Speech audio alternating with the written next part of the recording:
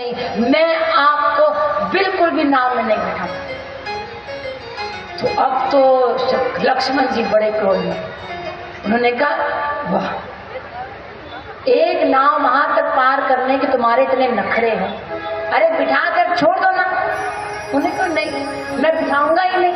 अरे तो कैसे बिठाओगे बताओ। उन्होंने तो केवट जी कहते हैं पहले प्रभु राम अपने चरण धोने दें मुझे, मैं उनका चरण प्रखारन करूं, उसके बाद, क्योंकि इनके चरणों में रज लगी है, रज का कण भी अगर मेरी काष्ठ की नाव से छू गया तो वो स्त्री ना बन जाए, पहले मैं इनके चरण धोऊंगा, तब जाकर के वो मेरी नाव में बैठ सकते हैं।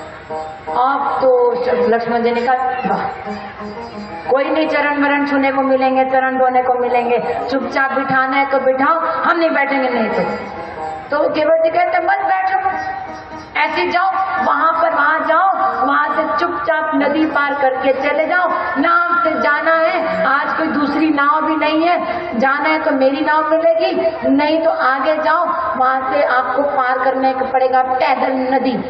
देख लो, अब माने नहीं किसी प्रकार जब केवट, अब क्यों नहीं मान रहे, आज यहाँ पर एक ही नाव क्यों, ये भी बड़ा आश्चर्य है। रोज तो श्रृंगारपुर के घाट पर हजारों नाव रहे, आज एक ही नाव क्यों है।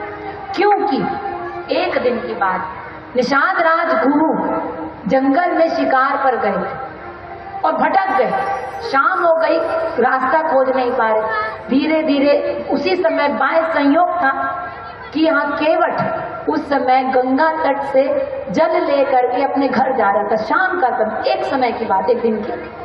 तो उसी समय उसकी नजर चली गई निषाद राज गुरु के ऊपर, तो उन्होंने देखा ये तो हमारे राजा है, ये शाम को यहाँ कहाँ भटक रहे हो।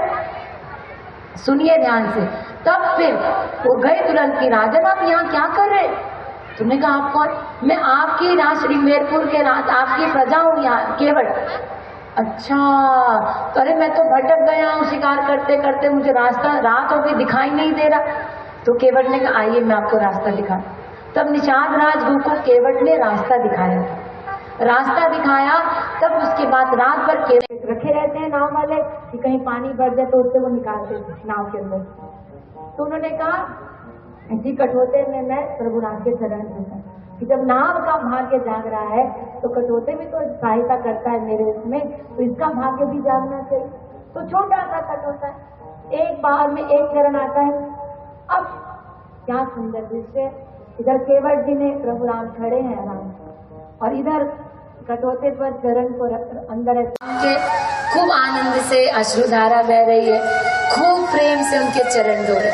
हाँ, और सारे देवता आकाश मंडल में केवट के भाग्य की सराहना कर रहे हैं कि जिनके चरणों से गंगा जल निकलती है, और जो शंकर जी जिनको अपने सर पर धारण करते हैं, ब्रह्मा जी को भी ये सौभाग्य नहीं मिला कि पूरे चरण धो सके, उन्होंने भी केवल अंगूठे को धोया है, लेकिन केवट के क्या भाग्य कि वो पूरे प्रभु के चरण को धोए। तो खूब प्यार से धो रहे हैं। अब धो करके इधर रखा, प्रभु राम के चरणों को रखा, अब दूसरे चरण को धोए। अब दूसरे चरण को जब धोया तो देखा पहले चरण में फिर रेत लग गई, फिर कण लग गए, फिर उनको धो। अब इतनी बार धोते जा रहे हैं, बार बार रज लगती जा रही। तो प्रभु राम ने कहा ऐसे तो पूरा दिन बीत जाएगा, अब गीले चरण को मिट्टी पर रखोगे तो रेत तो लगेगी, फिर क्या किया जाए। तो केवट कहते हैं प्रभु राम ऐसा करो, एक चरण को आप कटोते में रखो और एक चरण को ऊपर उठा लो। प्रभु राम ने कहा लोग मुझे पाने के लिए एक पैर पे खड़े हो जाते हैं, और अब तुम मेरे को एक पैर पे खड़ा कर। ठीक है, भक्त के वशीभूत होकर भगवान क्या नहीं करते। भगवान खड़े हो गए। अब तो भगवान चरण धो रहे हैं, पहुंच रहे हैं, अब डगमगा रहे हैं भगवान, और बार बार प्रभु राम को बस कर कि मैं गिर जाऊंगा केवट, मैं गिर जाऊंगा।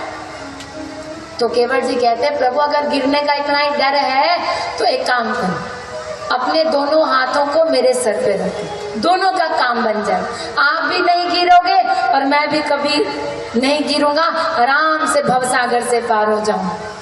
बड़े चालाक हैं केवट, ऐसे ही किया। अब प्रभु राम ने अपने दोनों हाथ केवट के सर पे रखे और इधर एक यहाँ चरण धो रहे हैं, खूब आनंद ले रहे हैं। उसके बाद अब मन तो धीरे धीरे क्यों कर रहे हैं कि छोड़ना पड़ जाएगा तो चले जाएंगे छोड़ के, जब तक हो सके पूरे दर्शन का लाभ ले लो।